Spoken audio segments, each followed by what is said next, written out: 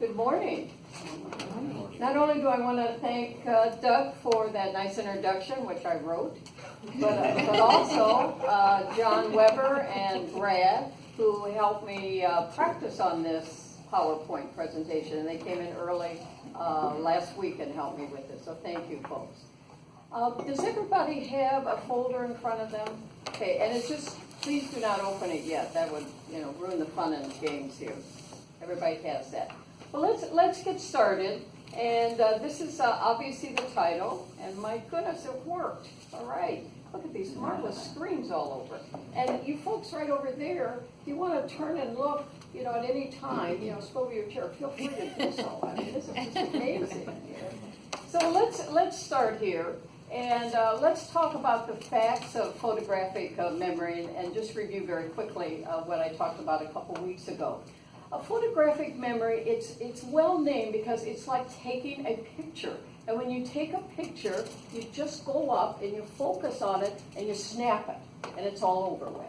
And that's what you do when you have a photographic memory. You look at something, you look at it intensely for about 5 to 10 seconds, and you've got it. You don't try to do memory games like count the stars in the heavens or how many apples there are on the table. You just look at it, and you've got it.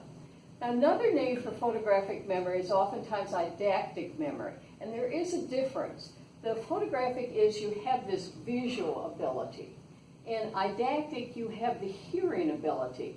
So I gave the example last time, if you play any song to my son who has photographic and eidetic memory, he can tell you every note in it. He can repeat it to you. The half notes, everything. Okay, so he has both the visual as well as the memory.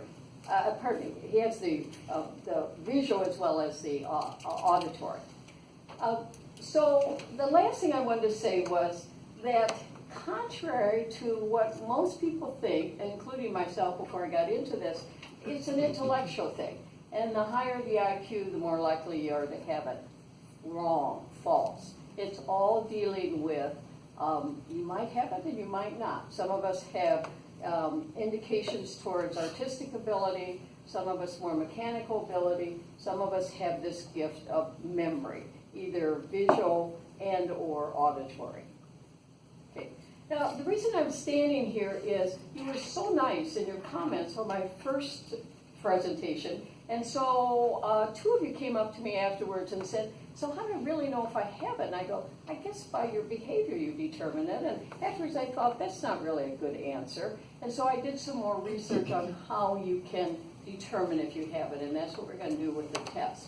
There's a lot of research out there. And the test we're going to take right now is from UCLA. And also University of Iowa, Oxford University, done a massive amount of research on this. So if you're really interested, just go to those websites, type in photographic memory, and you'll be there for about the next 3 days. Oh, well, that's what I'm supposed to do. All right, we're going to back up here. We're going to just stay on that one. All right, now here's what the test is. It's inside your folder. It's a scene, and you're not going to open it till I tell you. The timing on this is critical. So you're going to open it, you're going to just bear in on it for 5 seconds, and then I'm going to tell you, turn the paper over and answer the 10 questions. And the 10 questions you should be able to answer very quickly because you have a photographic memory. And I'm going to give you 1 minute to answer the question. So timing is everything, because you're not studying it, trying to memorize it, make all these memory games. So is everybody ready? Okay, so on count of I'll count, say 1, 2, 3, open. Okay, 1, 2, 3, open.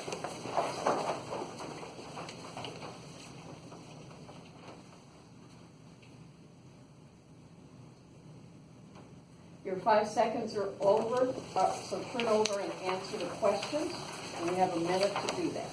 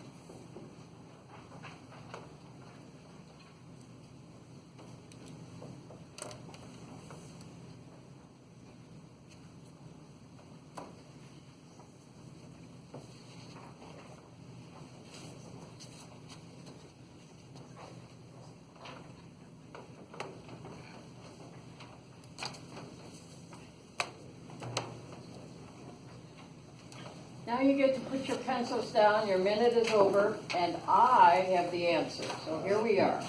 So the first one, how many houses can you see in the image? The answer is 2. The second one, let me get there. Okay, here we are. There they are, right there. Okay. The second one, how many lamps does a street light possess? The answer is 2.